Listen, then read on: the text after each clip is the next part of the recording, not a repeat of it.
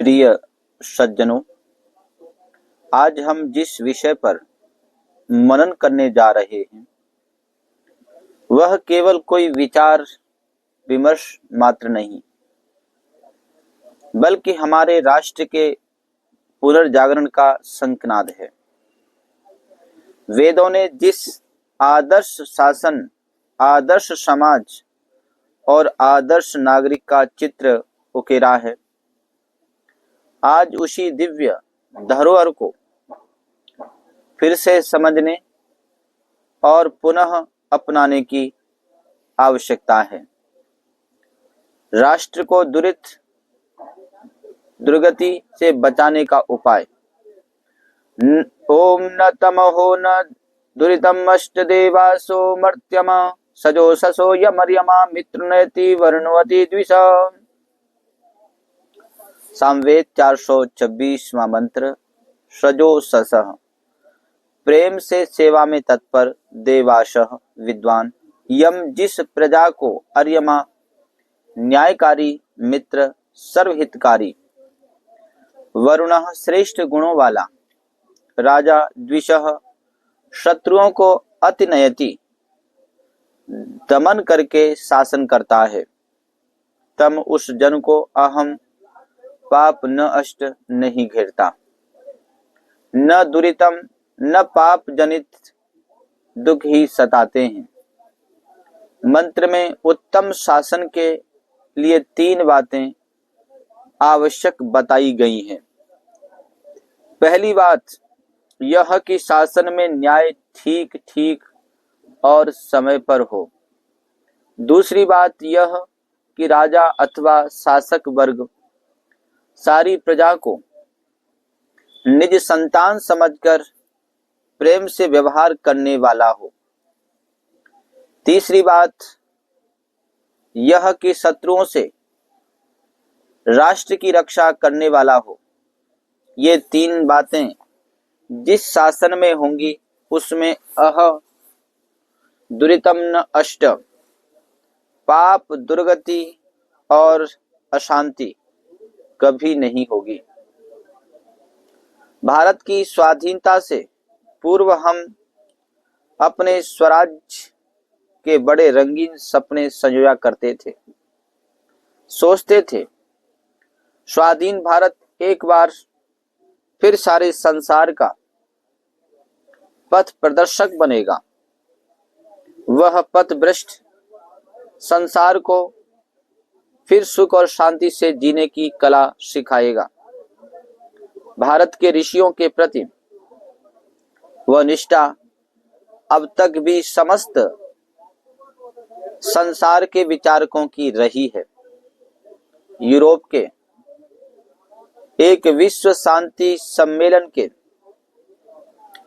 अध्यक्ष पद से बोलते हुए मिस जटस्कू ने प्रतिनिधियों को कहा था, आय भूमंडल के समस्त विद्वानों, यदि आप संसार के वायुमंडल को क्षोभ रहित और शांत रखना चाहते हैं तो भारत के वनों और गुफाओं में तप करते हुए महात्माओं की सेवा में जाओ और उनके चरणों में बैठकर उनके पवित्र ओष्ठों से जो विचार सुनो, उनका प्रचार और प्रसार यूरोप और अमेरिका में करो। तब संसार में शांति हो सकती है। आपके विचारों से वह संभव नहीं। वस्तुतः प्राचीन भारत के सुसंस्कृत आर्य लोगों ने अपने उदात्त आचार और व्यवहार से समस्त समाज का जीवन ही धर्ममय बना दिया था। उस पावन समय की झांकी जब हम अपने अतीत के इतिहास और धार्मिक ग्रंथों में पढ़ते हैं तो आश्चर्य होता है। छांदोग्य उपनिषद में उल्लेख है कि एक बार एक शास्त्रीय विषय की चर्चा छिड़ने पर आश्रमवासी वनस्थों को परस्पर के विचार विनिमय से संतोष न हुआ। वे महात्मा उद्दालक के नेतृत्व में उस समय के विख्यात विचारक और विद्वान केकय देश के अधिपति राजा अश्वपति के पास अपनी जिज्ञासा शांत करने के लिए पहुंचे। राजा ने अतिथियों का स्वागत किया और उसके पश्चात गोष्ठी प्रारंभ हुई। विचार होते होते जब भोजन का समय हो गया तो राजा ने महात्माओं से अनुरोध किया कि अब भोजन का समय हो गया है, पहले आप भोजन कर लें और शेष विषय पर उसके बाद विचार कर लेंगे। राजा के भोजन के इस प्रस्ताव को सुनकर एक महात्मा बोले, राजा का अन्न तो एक साधक के लिए अग्राह्य होता है, न जाने किस किस प्रकार से राजकोष का संग्रह होता है। उस प्रकार का अन्न मन पर दूषित प्रभाव डालेगा। महात्मा की यह आशंका अनुचित नहीं थी। किस किस का अन्न अग्राह्य होता है, इस पर मनु ने व्यवस्था दी है और उसका उल्लेख ऋषि दयानंद ने भी संस्कार विधि के गृहाश्रम प्रकरण में किया है। वह श्लोक निम्न है। 10 सूना समम चक्रम 10 चक्र समो ध्वजः 10 ध्वज समो वेशो 10 वेश समो नृपः। मनुस्मृति अध्याय 4 श्लोक 85। जो चक्र के द्वारा जीविका कमाते हैं, जैसे कुम्हार, गाड़ी और ट्रांसपोर्ट से जीविका करने वाले, अर्थात जिनके काम में जीव हिंसा तो बहुत होती है और प्राणियों का पालन और रक्षण नहीं होता, उनके अन्न को खाने के मन पर 10 हत्या करने के बराबर दूषित प्रभाव पड़ता है। जो शराब निकालकर बेचने वाले तथा धोबी का अन्न ग्रहण करते हैं, उनके मन पर चक्र वाले अन्न की अपेक्षा 10 गुना और अधिक अर्थात 100 हत्या करने के बराबर मन पर दुष्प्रभाव होता है। जो लोग बाहर के दिखावे और वेशभूषा, आडंबर और ढोंग से जीविकोपार्जन करते हैं, उनका अन्न पहले से 10 गुना अधिक अर्थात 1000 जीव हत्या करने के तुल्य मन को दूषित करता है। इसी प्रकार शासन व्यवस्था में सावधानी से मर्यादा की रक्षा न करने वाले राजा का अन्न पहले की अपेक्षा और 10 गुना अधिक अर्थात 10,000 हत्या करने के समान मन को सदोष करता है। अभिप्राय यह है कि मनुष्य की जीविका इस प्रकार की हो कि जिसमें न्यून से न्यून प्राणियों को कष्ट पहुंचे और अधिक से अधिक का संरक्षण और पालन हो। वह जीविका उत्तम और उनका अन्न ही मन को शुद्ध रख सकता है, क्योंकि अन्न का सूक्ष्म भाग ही तो मन का आधार है। यूं तो कृषक के काम में भी हल चलाने, सिंचाई करने, फसल की गुड़ाई, कटाई और अन्न निकालते समय भी बहुत जीव हिंसा होती है, किंतु कृषक के अन्नादि से प्राणियों का पालन कहीं अधिक मात्रा में होता है। अतः कृषक का अन्न पवित्र माना गया है। तो महात्मा की इस बात को सुनकर अपनी शासन व्यवस्था के संबंध में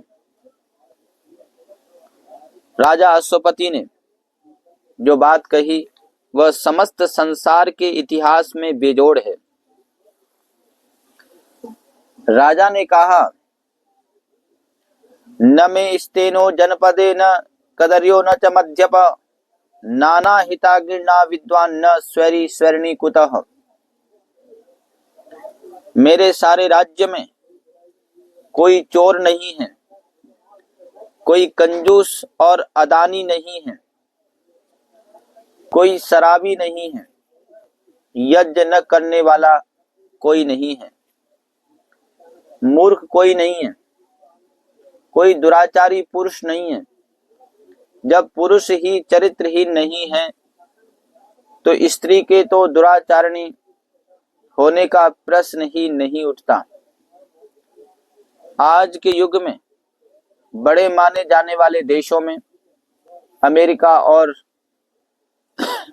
रूस भी प्रजा की इस आचार शुचिता का कोई दावा नहीं कर सकता। वहां भी सभी प्रकार के जघन्य अपराध होते हैं। इसलिए वहां के देश भारत से कुछ ऊंचे आदर्श की आशा रखते हैं, किंतु स्वाधीनता के पश्चात भारतीयों का जो चारित्रिक पतन हुआ है वह आश्चर्यजनक है। भारत की स्वाधीनता के लिए त्याग और तप करने वाले यद्यपि बहुत बड़ी संख्या में काल कलवित हो गए, किंतु अब भी हजारों में और उनकी अंतर्वेदना कुछ बात करते ही फूट निकलती है।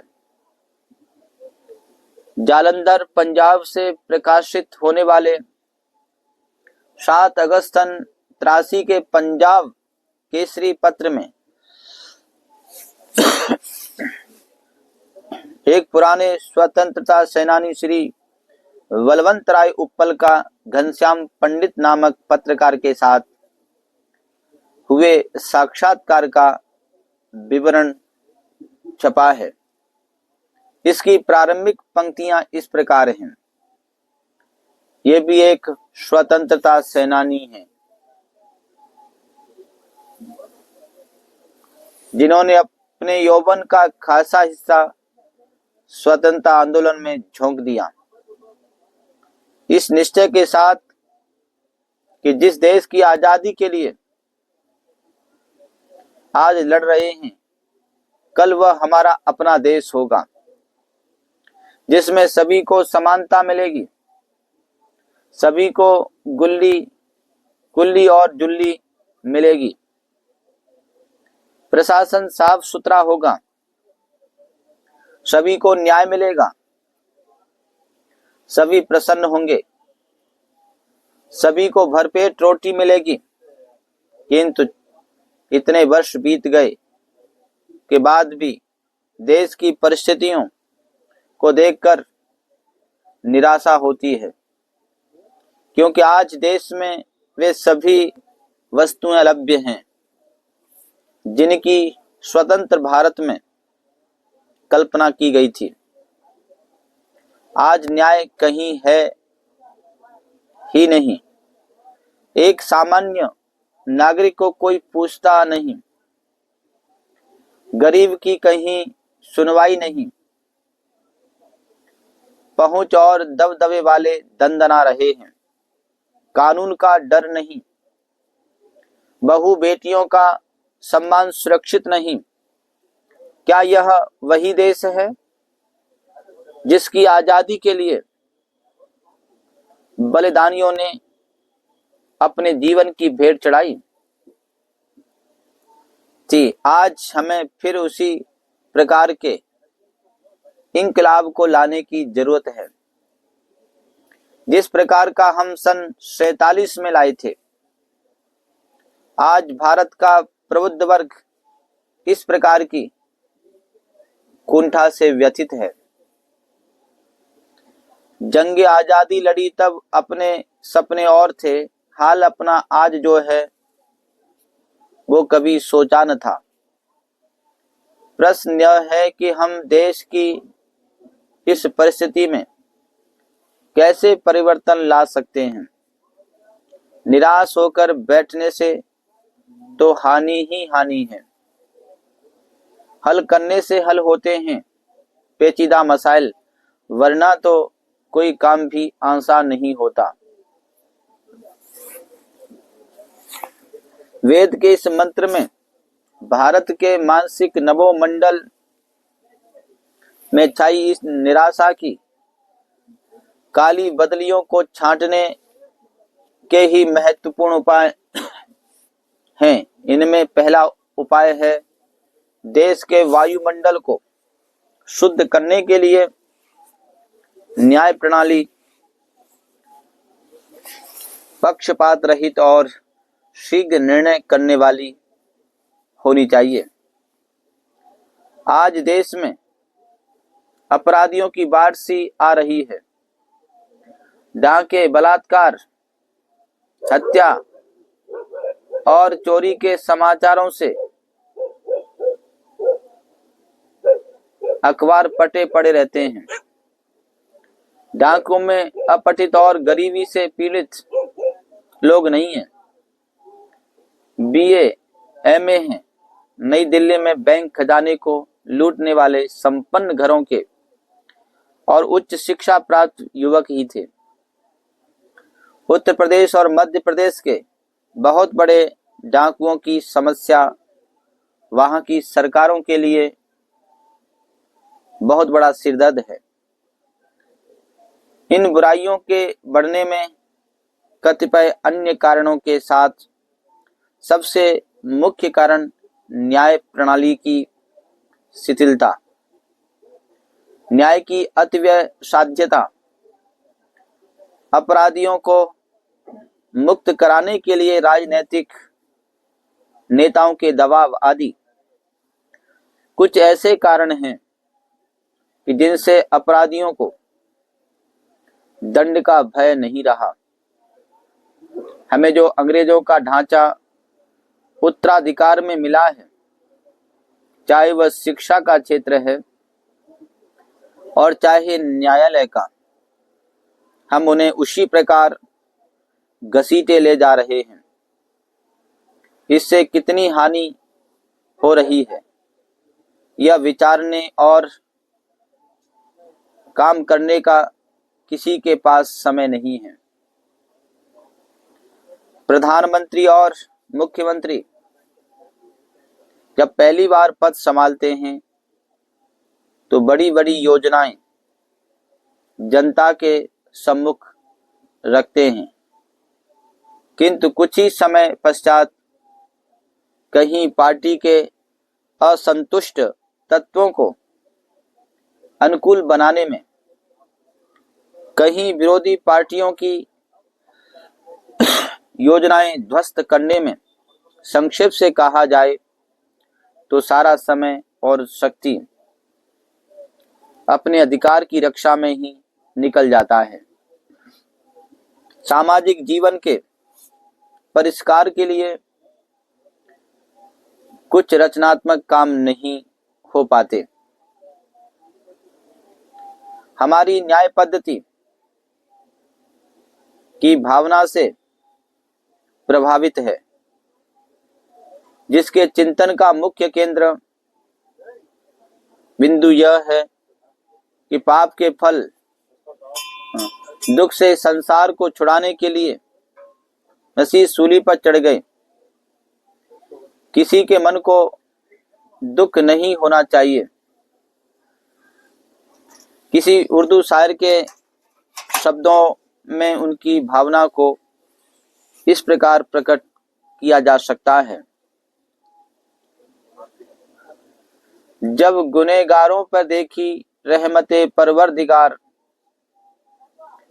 बेगुनाहों ने पुकारा हम गुनहगारों में हैं।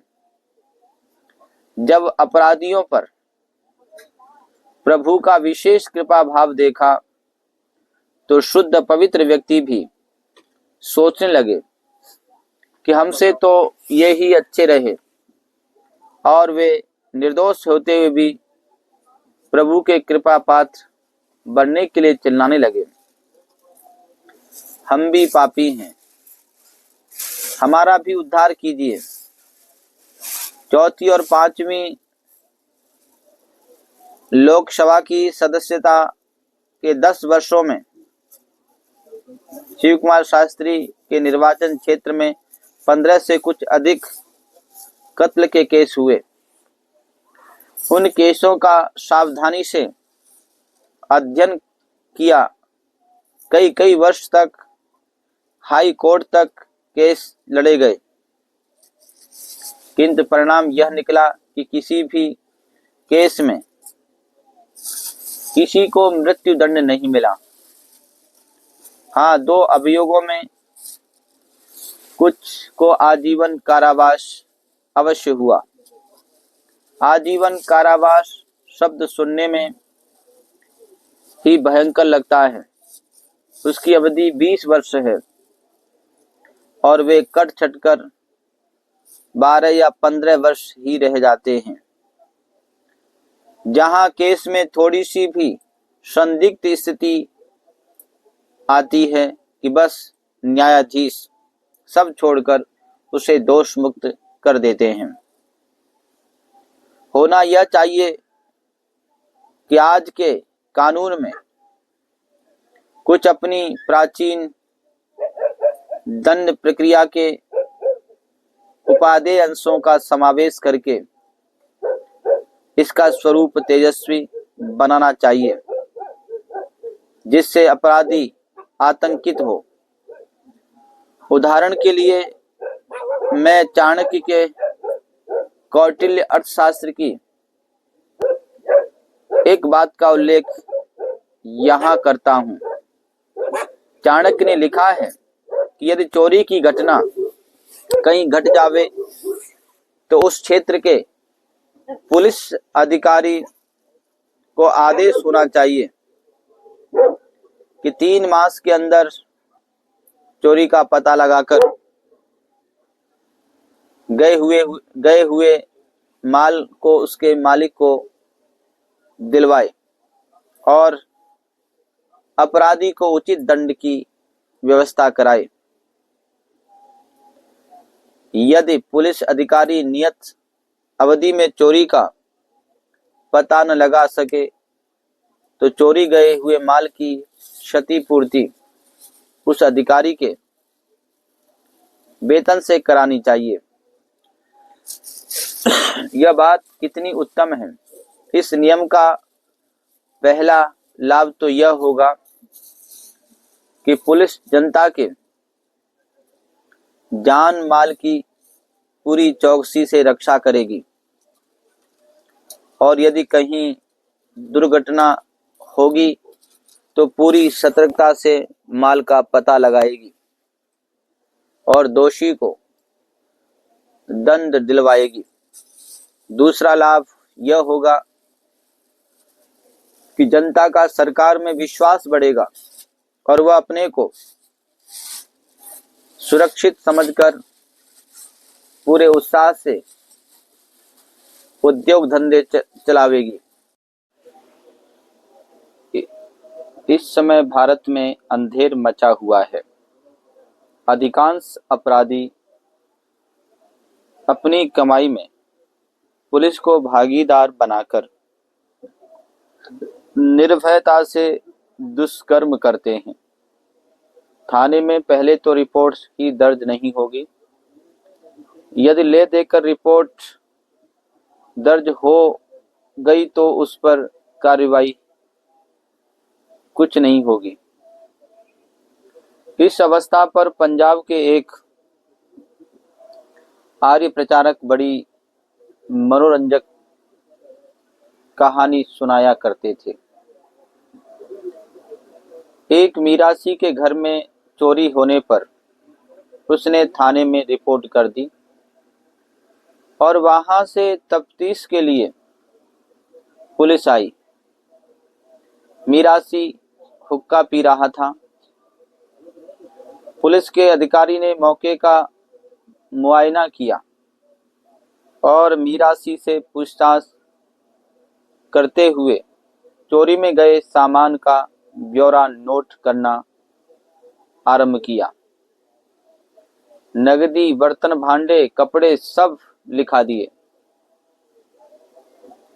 पुलिस ऑफिसर ने पूछा, और कोई चीज तो लिखनी शेष नहीं रही? मीरासी ने कहा, सब लिस्ट मुझे एक बार सुना दीजिए। पुलिस वाले ने सब चीजें पढ़ दी। मीरासी ने कहा, इनमें एक हुक्का और नोट कर दीजिए। पुलिस वाले ने आश्चर्य से मीरासी को देखते हुए कहा, हुक्का तो तुम पी रहे हो, यह कहाँ गया है? मीरासी ने कहा, इसे बेचकर आपकी भेंट पूजा करूंगा, मेरी ओर से तो गया ही। इस बात में कोई अतिशयोक्ति नहीं है। थाने में रिपोर्ट भी तब लिखी जाती है जब कुछ चढ़ावा चढ़ा दिया जाता है। लेन देन और परिचय प्रभाव का क्रम कहीं कहीं तो हाई कोर्ट तक भी पीछा नहीं छोड़ता। देश की आपराधिक वृत्ति में सुधार के लिए इसमें परिवर्तन करना होगा। दुखियों को यह विश्वास होना चाहिए कि हम राजकीय व्यवस्था में सुरक्षित हैं। तो मंत्र में पहली बात कही गई कि न्याय शीघ्र, सुलभ और निष्पक्ष होना चाहिए। मंत्र की दूसरी बात है कि शासक वर्ग प्रजा को अपनी संतान के समान प्रिय समझे। जैसा कि कालिदास ने रघु के राज्य का वर्णन करते हुए लिखा है, सपिता पितरस्तासाम केवलम जन्म हेतवः, समस्त प्रजा का वास्तविक पिता रघु ही था। उनके माता पिता तो केवल जन्म देने वाले थे। ऐसी आत्मीयता के वातावरण में प्रजाजन राष्ट्र की रक्षा के लिए बड़े से बड़े त्याग करने को उद्यत हो जाते हैं। रामायण और महाभारत में हम पढ़ते हैं कि जब राम और पांडव वन को चले तो पीछे पीछे प्रजा के लोग भी साथ चल दिए। यह आत्मीयता का संबंध शासकों के सहानुभूतिपूर्ण व्यवहार का ही परिणाम था। तो मंत्र में परामर्श दिया कि शासक वर्ग परिवार के समान आत्मीयता से जनता के साथ बरते। मंत्र की तीसरी बात है, शासक आक्रांता और शत्रुओं से राष्ट्र की रक्षा करने वाला हो। राष्ट्रीय सेना अध्यक्ष और शक्ति संपन्न हो, जो शत्रु को मुंह तोड़ उत्तर दे सके। यह शक्ति तभी आएगी जब संयमी और वीर पुरुष राष्ट्र की रक्षा पंक्ति को संभालेगा। विलासी और अय्यास राष्ट्र की रक्षा नहीं कर सकते। मुगल शासन के अंतिम दिनों में किसी तरह के दुर्गुणों से राष्ट्र दुर्बल हो गया और विदेशी आक्रांता यहाँ की प्रजा को अपमानित करके यहाँ की अपार संपत्ति कोहिनूर और तख्ते ताउस तक को यहाँ से ले गए थे। इस प्रकार के दुर्बल राष्ट्र में अन्याय दोष भी आ जाते हैं।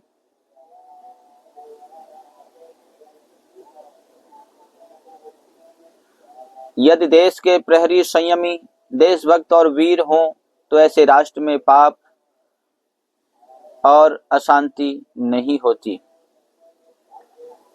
इति ओम सम। ओम शांति शांति शांति।